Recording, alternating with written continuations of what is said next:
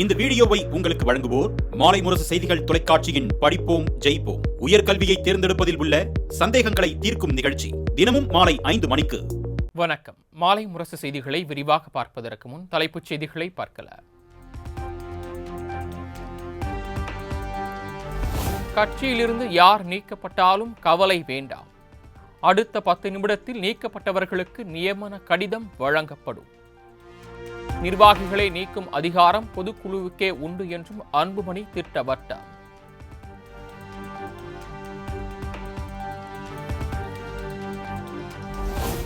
பாமக பொருளாளர் திலகபாமாவை கட்சியிலிருந்து நீக்கம். விழுப்புரம் மத்திய மாவட்ட செயலாளர் பொறுப்பிலிருந்து மயிலம் எம்எல்ஏ சிவக்குமாரை நீக்கி ராமதாஸ் அறிவிப்பு.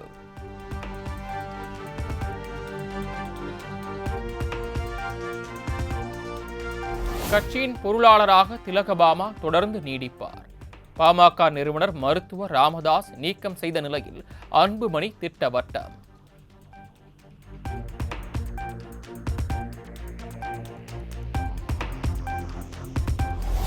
நேற்றுதான் தனக்கு விடுதலை கிடைத்ததாகவும் இனி நாம் வேகமாக செல்லலாம் என்றும் கட்சியினருக்கு அன்புமணி ராமதாஸ் உற்சாகம்.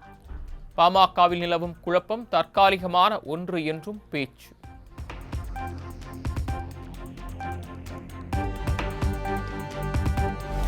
பாமகவை தொடங்கிய மருத்துவர் ராமதாஸின் கொள்கைகளை தொடர்ந்து கடைபிடிப்போம். இப்போதுள்ள பொதுக்குழுவை கூட்டி மாநாட்டை வெற்றிகரமாக நடத்தியது போன்று அடுத்த ஆட்சிக்கு வர முடியும் என்றும் அன்புமணி உறுதி.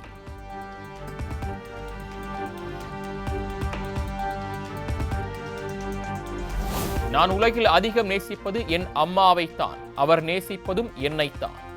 என் மீது அபாண்டமான குற்றச்சாட்டு முன்வைக்கப்படுவதாக அன்புமணி வேதனை.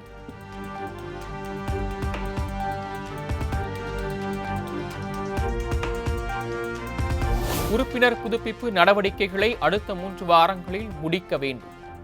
பாமகவை அடுத்த கட்டத்திற்கு கொண்டு செல்ல அனைவரும் ஒன்றிணைந்து செயல்பட வேண்டும் என்றும் கட்சியினருக்கு அன்புமணி அறிவுறுத்தல்.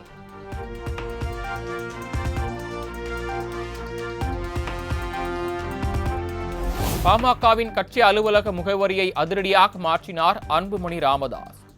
உறுப்பினர் சேர்க்கை படிவத்தில் புதிய முகவரியாக தீநகர் திலக் தெரு முகவரி இடம் பிடிப்பு.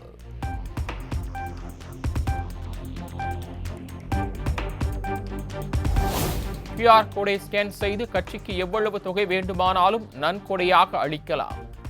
பாமகவில் அடுத்தடுத்து நிலவி வரும் தொடர் பரபரப்புகளுக்கு இடையே அன்புமணி வேண்டுகோள்.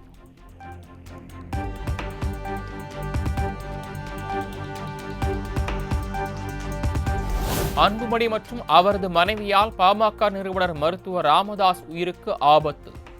மிக குறுகிய காலத்தில் பாமகவை கைப்பற்ற அன்புமணி முயற்சிப்பதாகவும் மாவீரன் வன்னியர் சங்க நிறுவனர் மணிகண்டன் பகிரங்க குற்றச்சாட்டு. நாடுவட்டி குரு எப்படி மருத்துவ கொலை செய்யப்பட்டாரோ அதே நிலைக்கு மருத்துவர் ஐயா தள்ளப்படுவார் வெகு விரைவில் சொன்னார். அந்த காலங்கள் ரொம்ப வெகு விரைவில் சொல்லியிருக்கார். அப்படி ஒரு சம்பவம் நடந்துச்சுன்னா மருத்துவர் அன்புமணி பொண்டாட்டி சௌமியாவும் தான் இதுக்கு முழுக்க முழுக்க காரணமா இருந்து செயல்படுத்துவாங்க. மதுரையில் பொதுக்குழுவில் கூடுவோம், பொது தேர்தலில் வென்றிடுவோம். திமுக தொண்டர்களுக்கு முதலமைச்சர் அழைப்பு.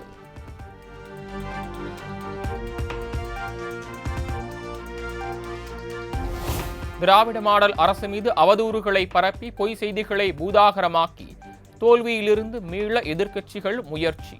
முதலமைச்சர் மு.க. ஸ்டாலின் குற்றச்சாட்டு.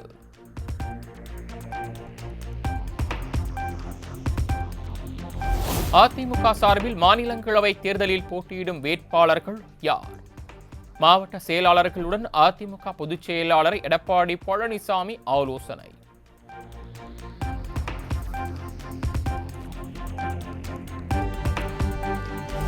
வழக்குகளை விரைவில் முடிக்க வேண்டுமென திமுக ஆட்சியில் போலி குற்றவாளிகள் கைது செய்யப்படுவதாக எடப்பாடி பழனிசாமி குற்றச்சாட்டு. பொய்மை முதலமைச்சரின் கீழ் செயல்படும் காவல்துறை வழக்குகளை விரைந்து முடிக்க வேண்டும் எனவும் வலியுறுத்தல்.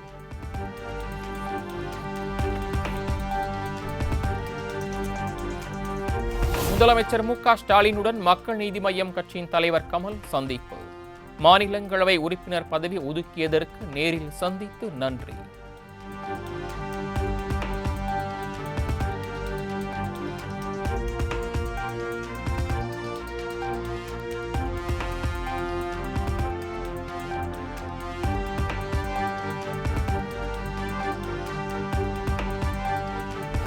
திமுகவுடனான கூட்டணி நாட்டுக்கு தேவை. திமுகவை குடும்ப அரசியல் என கட்சி ஆரம்பித்த போது விமர்சித்தது தொடர்பான செய்தியாளர்களின் கேள்விக்கு கமல்ஹாசன் காட்டமாக பதில். நாட்டுக்கு தேவை, அதனால் வந்திருக்கிறேன்.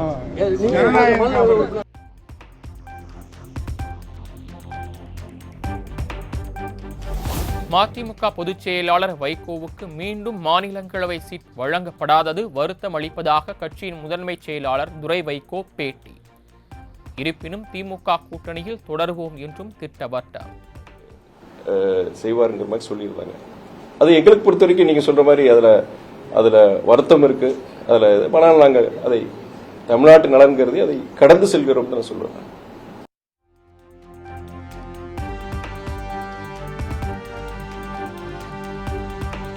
தமிழில் இருந்து கன்னடம் பிறந்தது என தாம் பேசியதற்கு மன்னிப்பு கேட்க வேண்டிய அவசியம் இல்லை. மக்கள் நீதி மய்ய தலைவரும் நடிகருமான கமல்ஹாசன் திட்டவட்டார்.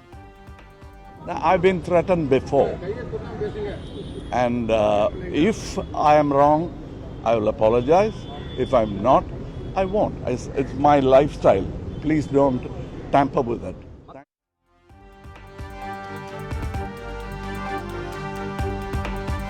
கன்னட மொழி விவகாரத்தில் கமல்ஹாசனுக்கு தென்னிந்திய நடிகர் சங்கம் ஆதரவு. கமல்ஹாசன் கன்னட மொழிக்கு எதிரானவர் என்பது போன்ற மாய தோற்றத்தை சித்தரித்து அவதூறு பரப்புவது ஏற்கத்தக்கதல்ல என அறிக்கை.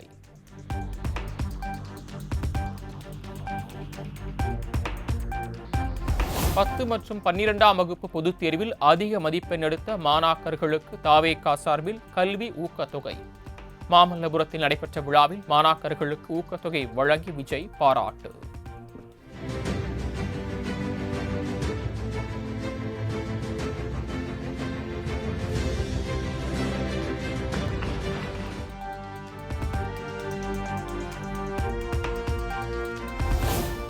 ஒரே ஒரு படிப்பில் மட்டும் சாதிக்க வேண்டும் என நினைப்பது சாதனை கிடையாது. நீட் மட்டும்தான் உலகமா? நீட்டை தாண்டி சாதிக்க வேண்டியது பல விஷயங்கள் இருப்பதாக கல்வி விருது வழங்கும் விழாவில் விஜய் பேச்சு. படிப்புல சாதிக்கணும் தான், படிப்பும் சாதனை தான், அதான் மறுக்கல. பட் அதுக்காக பர்டிகுலரா ஒரே ஒரு படிப்புல மட்டும் நம்ம அச்சீவ் பண்ணியே ஆகணும் அப்படின்னு நினைக்கிறது ஒன்றும் சாதனை கிடையாது.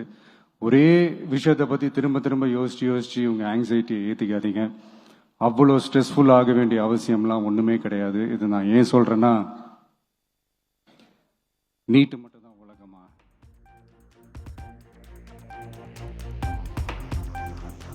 பெரியாருக்கு சாதி சாயம் பூச முயற்சிப்பதற்கு விஜய் கண்டனம். சாதி மதங்களை ஒதுக்கி வைக்க வேண்டும் என மாணவ மாணவிகளுக்கு விஜய் அறிவுறுத்தல்.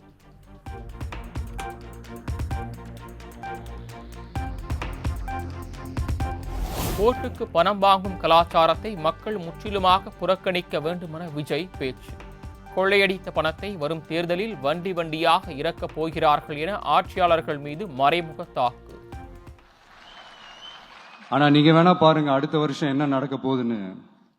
வண்டி வண்டியா கொண்டாந்து கொட்ட போறாங்க. அது அத்தனையும் உங்க கிட்ட இருந்து கொள்ளையடிச்ச பணம் தான். என்ன பண்ண போறீங்க? என்ன பண்ணணும்னு உங்களுக்கு கரெக்டா தெரியும்.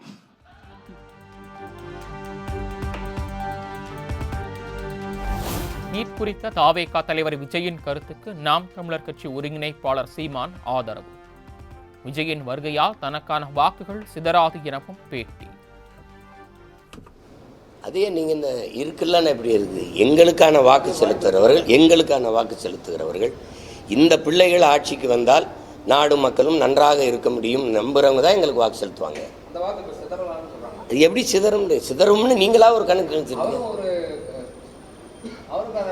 ஏங்க அவர் வந்தால் நன்றாக இருக்கும்னு நினைக்கிறவங்க அவங்களுக்கு செலுத்துவாங்க. நாங்க வந்தால் நன்றாக இருக்கும்னு எங்களுக்கு செலுத்துவாங்க. நீங்க சொல்லுங்க.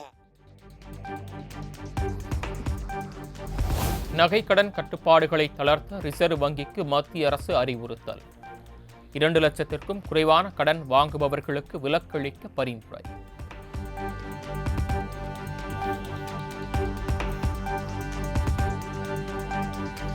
தமிழ்நாட்டில் மேலும் 4 புதிய அரசு கலை மற்றும் அறிவியல் கல்லூரிகள் தொடங்கப்படும். கிராமப்புற மாணவர்கள் அதிக அளவில் உயர்கல்வி பெறும் வகையில் முதலமைச்சர் மு.க. ஸ்டாலின் அறிவிப்பு.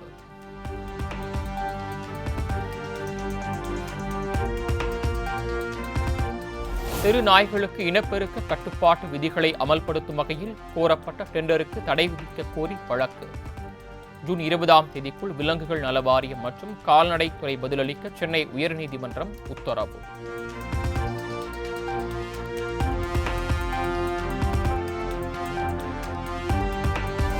சென்னையில் நுங்கம்பாக்கம், கோடம்பாக்கம், வடபழனி, கே நகர் உள்ளிட்ட பகுதிகளில் கனமழை. கருமேகங்கள் சூழ்ந்து மாலையில் திடீரென கொட்டிய மழையால் வாகன ஓட்டிகள் அவதி.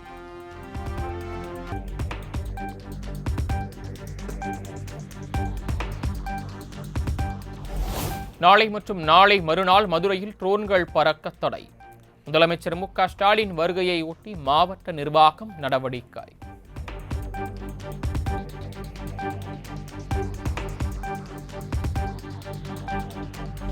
தமிழகத்தில் ஜூன் 2ஆம் தேதி திட்டமிட்டபடி பள்ளிகள் திறக்கப்படும். ஜூன் 9ஆம் தேதி பள்ளிகள் திறக்கப்படுவதாக வெளியான செய்தியில் உண்மை இல்லை என தமிழக அரசின் தகவல் சரிபார்ப்பகம் விளக்கம்.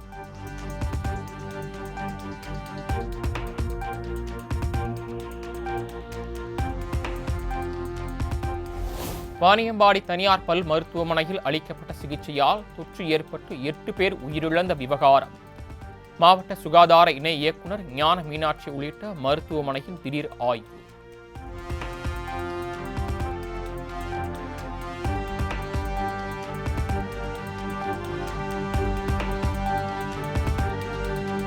பொள்ளாச்சி ஆனைமலை புலிகள் காப்பக கவியருவியில் தொடர்ந்து 5வது நாளாக வெள்ளப்பெருக்கு. கவியருவிக்கு செல்ல சுற்றுலா பயணிகளுக்கு தொடர்ந்து தடை.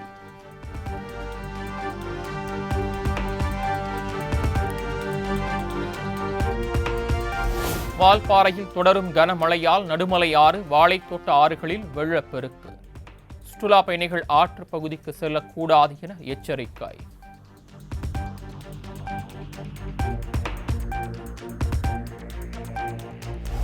திருச்செந்தூர் சுப்பிரமணிய சாமி கோயில் வைகாசி விசாக திருவிழாவையொட்டி தூத்துக்குடி மாவட்டத்திற்கு ஜூலை 6ஆம் தேதி உள்ளூர் விடுமுறை. மாவட்ட ஆட்சியர் இளம் பகவத் அறிவிப்பு.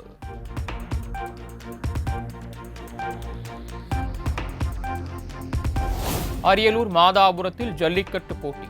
600 காளைகள், 300 மாடுபிடி வீரர்கள் பங்கேற்பு.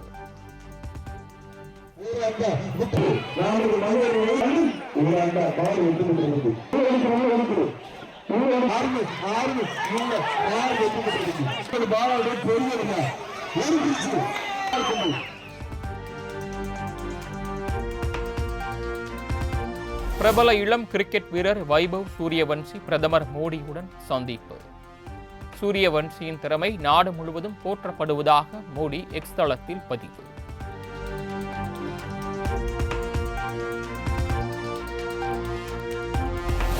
பீகார் மாநிலத்தில் 48,500 கோடி ரூபாய் மதிப்பிலான பல்வேறு வளர்ச்சி திட்ட பணிகளை தொடங்கி வைத்தார் பிரதமர் மோடி. பல கோடி ரூபாய் மதிப்பிலான பல்வேறு புதிய திட்டங்களுக்கும் அடிக்கல் நாட்டினார்.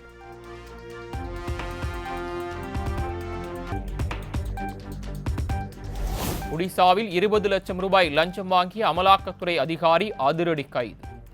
லஞ்ச பணத்தை பெற்றபோது சிபிஐ அதிகாரிகளிடம் கையும் களவுமாக சிக்கினார்.